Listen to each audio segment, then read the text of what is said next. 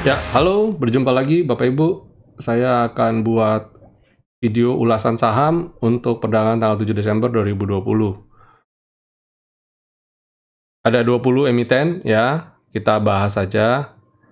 Sebenarnya ini pada bagus-bagus sih semuanya sebenarnya ya. Jadi jangan terlalu inilah. Saya akan coba banyak memberikan insight ya. Dan terus khususnya saya akan banyak pakai N-line ya, untuk supaya Bapak Ibu bisa lebih lebih terbiasa menggunakan N-line.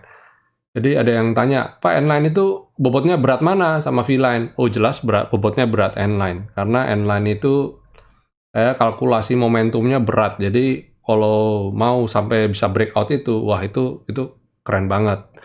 Dan kalau bisa breakout dari posisi downtrend, bisa breakout, bisa tabrak N-line, itu berarti dia sudah keluar dari tren bullish-nya. Ya, saya ulang aja, nggak sengaja. Sebenarnya saya ciptakan N-line udah lama dari semenjak pertama kali saya meluncurkan Winner Stocks. Tapi karena chartnya waktu itu N-line-nya jauh banget di atas, sedangkan posisi kan habis itu lagi downtrend ya kan. Jadi saya merasa, waduh, ini chartnya jadi gepeng-gepeng, jadi kecil-kecil gitu kan. Nah, posisi itu saya pikir, waduh, jadi jelek, mending nggak usah lihat dulu deh. Nah, ketika naik-naik gini, saya penasaran, jangan-jangan N-line-nya udah nggak sejauh dulu ya. Iseng-iseng lah saya nyalain N-line-nya. Ternyata beberapa, bahkan saya kaget juga, bahkan kelas komposit aja kesandung dan reboundnya dari N-line ya. Saya coba buka komposit.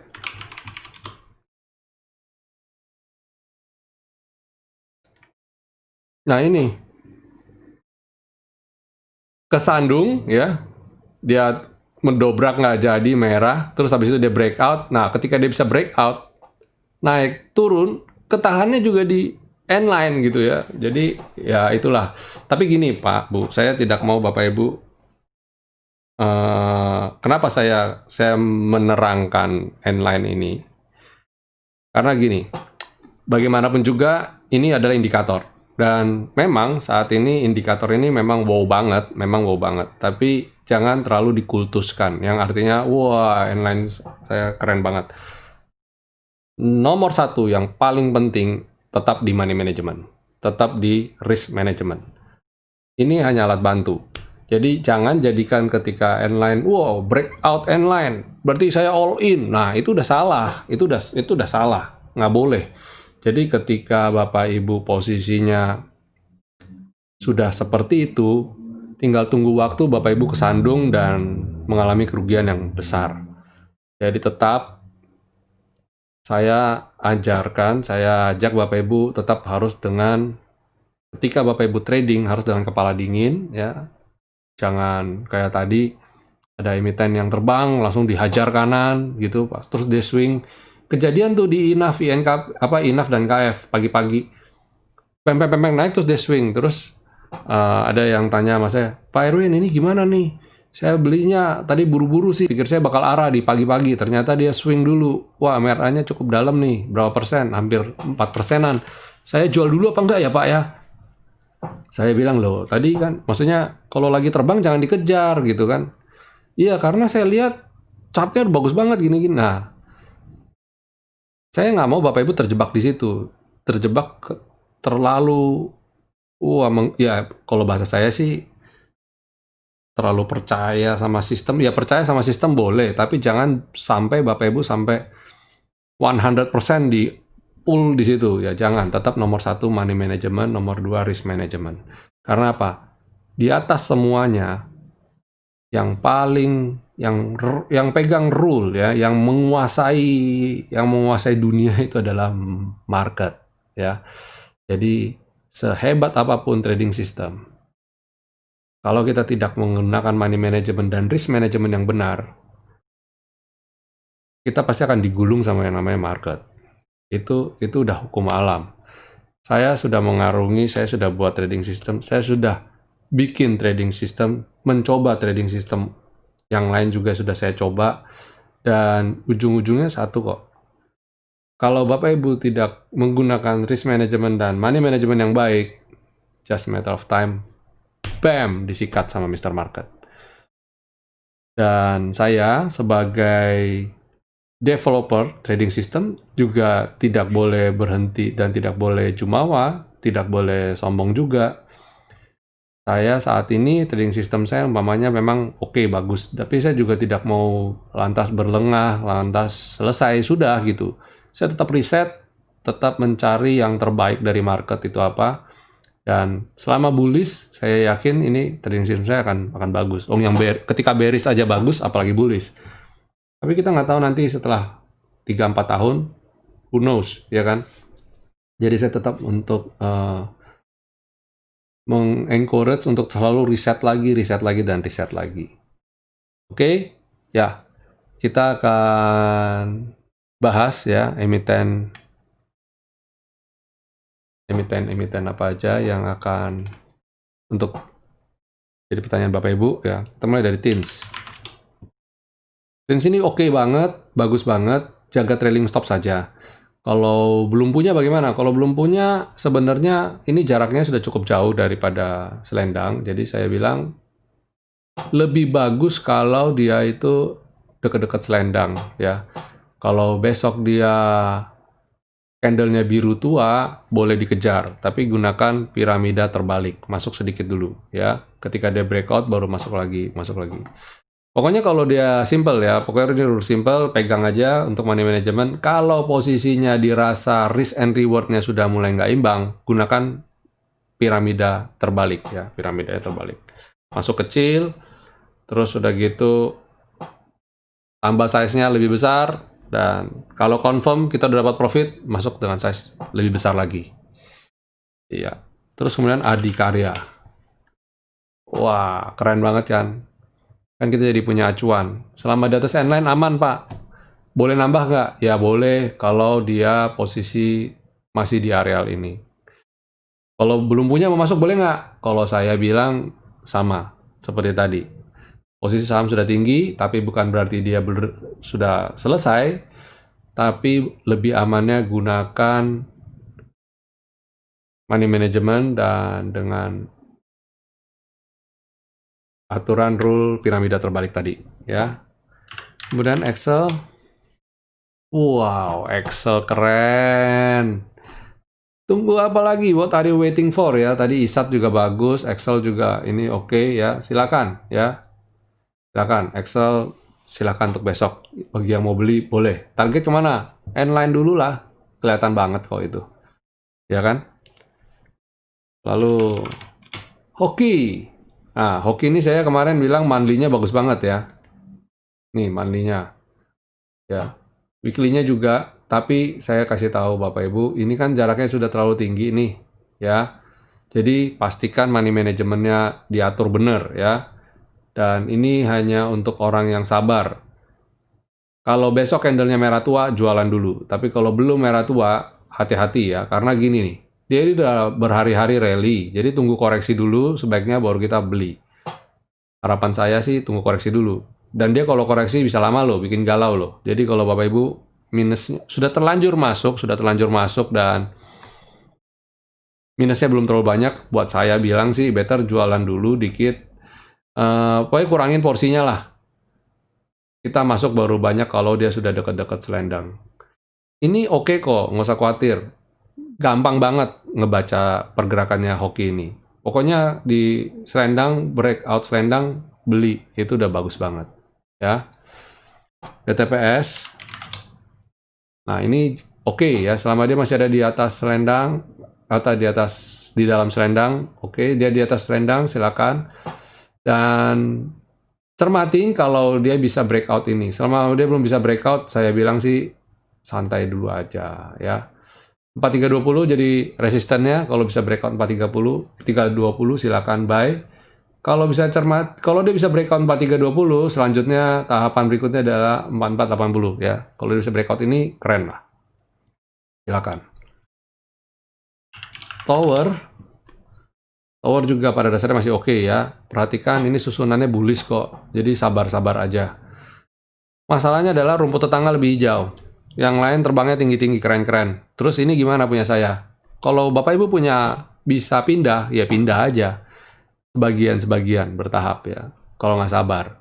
Tapi kalau mau sabar, umpamanya ginilah.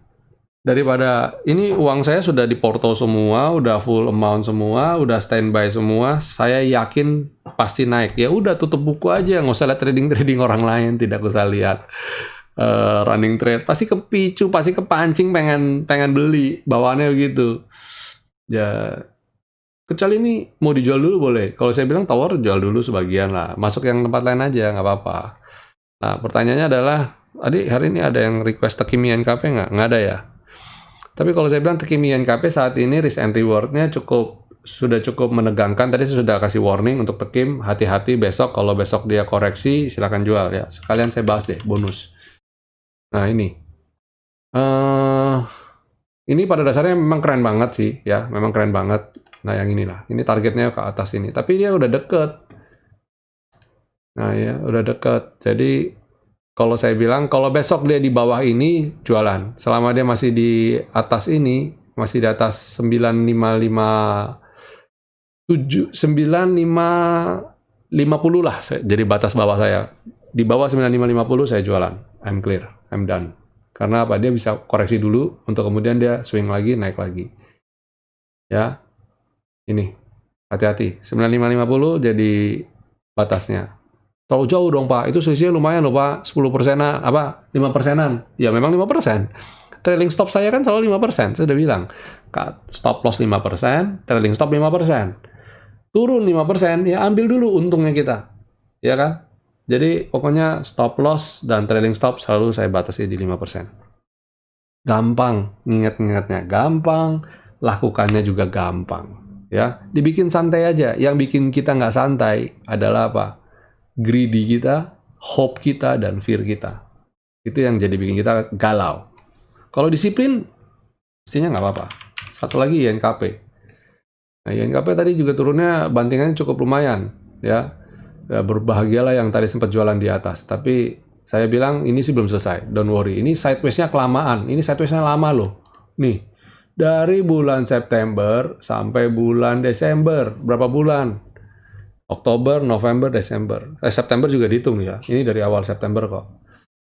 Total 4 bulan. 4 bulan sideways. Terus, nah 4 bulan sideways. Dan masa dia nggak naik lagi? Kalau saya bilang sih, ini potensialnya besar banget. Dan kalau saya pindah ke chart ini, wow banget nih. Tadi kan saya sudah gambarin ya. Ini ada cup and handle nih. 1, 2, dan dia sideways dan dia breakout. Nah ini keren banget. Keren banget lah ini ya.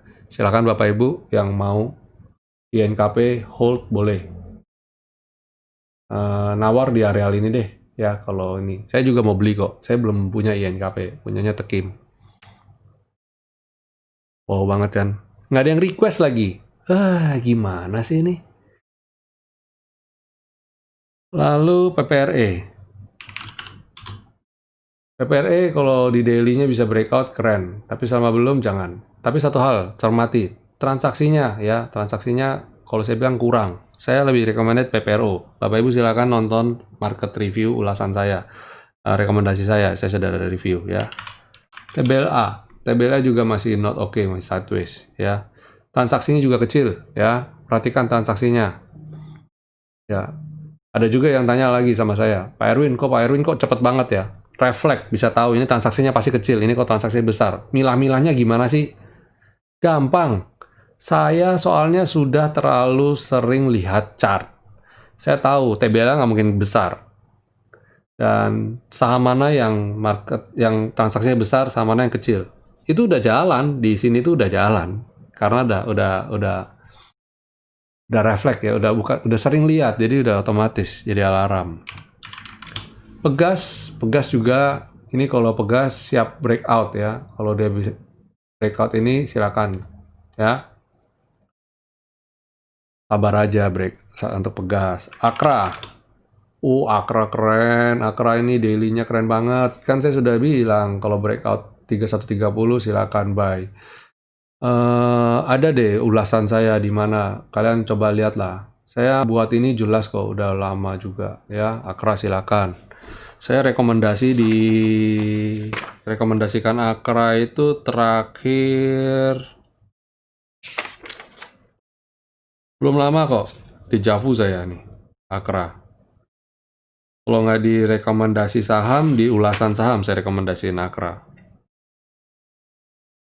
Lupa persisnya. Nggak apa-apa, tapi masih oke kok. BBTN sama masih aman, target ke selendang. Ke N-Line ya. Aman lah ini. Manfaatin aja. Profit dari Tekimian Cafe mau pindahin ke BBTN juga boleh, ya kan? BCTM. Wah, BCTM juga bagus. Finance pada dasarnya udah standby semua lah. Ini orang boleh dibilang seperti gantian gitu ya, siklus ya. Ini begitu selesai, roll gantian. Ayo, siap. Habis itu finance ganti terbang. Finance terbang rolling gitu ya. Tapi rollingnya sektor mana aja nggak usah terlalu dipikirin. Pokoknya kita standby aja pokoknya. PSAB tadi bagus banget, tapi bikin galau. Ini sideways lama ya, bikin galau nih. Nggak apa-apa lah. Nanti biasanya sih, kalau dia balik ke dalam sini lagi, balik ke dalam N9 lagi, berarti dia nggak confirm breakout. Tapi kalau dia besok lanjut lagi, wah ini oke, menarik untuk dicermatin. Tapi seperti saya bilang tadi waktu saya rekomendasi ini, transaksi 20 harinya baru di bawah 10 bio, jadi hati-hati ya. Hati-hati. BBKP, friend, silakan hold. Siapa nih yang request BBKP? Hold aja ya di atas N-line. Formasinya Z terbalik gitu, naik N, huruf N. Oke. Wika juga masih oke, huruf N juga ya di atas N-line. Selendang juga mau golden cross. Skyline sudah golden cross. Ini trennya belum selesai, Wika. LSIP saya tadi sudah rekomendasikan di grup, di video rekomendasi saham. Selendangnya juga sudah golden cross terhadap N-line. Target juga masih jauh. Silakan ya. LSIP silakan. ALI sama ya. Selendang golden cross terhadap N-line juga. Trennya jangka menengah juga uptrend ya. Ini bahkan kalau kita tarik mundur lebih panjang lagi dia uptrend dari sejak bulan April naik terus ya. Jadi Astra Agro Lestari aman. Duit kalau saya sih sudah kurangin banyak duit, jualan dikit-dikit karena bosen. Kemarin kita kan bilang kalau bisa kayak Adaro bagus, tapi ternyata nggak bisa dia ya. Sayang. Tapi pada dasarnya belum selesai kok. Don't worry. PTBA keren banget. Breakout N-line ya. Keren. Ini sudah selesai belum? Belum. Tapi potensi koreksi cukup besar. Jadi kalau buat saya jangan dikejar. Tunggu aja. Tunggu tanggal main koreksi baru kita entry lagi. Pada dasarnya PTBA ini masih murah banget. Ya. Kenapa? Saya bilang murah banget. Coba lihat chart monthly-nya. Nah ini. Ini kalau bisa breakout 2800-an baru oke banget ya. Sementara itu belum oke. Karena pada dasarnya dia masih kurang bagus ya. Nah ini bisa 2760 sejalan kan? Ini 2790, ini weekly-nya 2760 ada N-line. Selisih 2 tick aja. Silakan digas kalau bisa breakout ini ya Bapak Ibu. Silakan. PTBA. Satu lagi Bird ini pernah di review ya sama Bu Pertiwi kemarin hari Jumat. Dia bilang oke, ini menarik nih dicermatin. Tapi ingat, ini industrinya industri transportasi ya, yang mana sekarang kalau divisi taksinya sih masih belum oke ya kan. Kita tahu sendiri ini lagi pandemi, orang banyak work from home, yang mana artinya taksi juga jarang digunakan. Salah satu yang kena impact cukup besar adalah bisnis transportasi, apapun itu. Kecuali dia mulai masuk ke dalam bisnis logistik. Apa itu logistik? Pengiriman barang. Nah, kalau Bluebird mulai masuk ke jalur logistik, ya, yang mana saya rasa ini justru lagi golden time-nya, golden era bisnis logistik. Karena online jalan, transaksi online meningkat. Itu masuk ya. Kita juga tahu dulu pemain logistik cuma ada di apa namanya Tiki dan JNE. Sekarang udah mulai banyak ya. Muncullah Si Cepat, Antar Raja, terus JNT. Wah, pemain-pemain baru banyak dan itu nggak cuma sekedar pemain biasa, konglomerasi masuk ya. Grup Jarum masuk, terus ada beberapa konglomerasi masuk ke dalam situ ya. Jadi nggak main-main urusan logistik ini nggak main-main. Dan kalau Bluebird masuk ke dalam bisnis logistik itu adalah bagus. Kalau memang dia serius mau masuk, ya target ke V-Line rasanya bukan sesuatu hal yang mustahil ya. Tapi tetap kita ikut chart saja dulu, oke? Oke, itu dulu dari saya. Terima kasih sekali Bapak Ibu mau nonton. Video kali ini cukup panjang. Tadi saya bikin market review 30-an menit dan ini 20-an menit. Total 50 menit Bapak Ibu nonton. Udah kayak nonton film drama Korea. Kebetulan market reviewernya juga mirip-mirip artis Korea kah? Oke, sampai di sini dulu teman-teman. Senang sekali bisa berbagi dan Bapak Ibu. Happy profit semuanya. Ya. Jangan lupa untuk selalu terapkan protokol kesehatan. Dan tentu saja dukung channel ini untuk berkembang. Saya bingung karena apa? Karena ulasan saham ini yang menurut saya banyak informasinya, tapi jumlah penontonnya malah paling sedikit. Ya, cuma 100-an orang aja. Kurang banget. Member kita ada 200 dan berarti 200 itu juga banyak yang nonton. Ya, harus nonton gitu ya. Kapan gimana mau berkembang kalau nggak nonton dan nggak bikin trading plan. Oke, itu dulu dari saya. Sampai jumpa semuanya. God bless.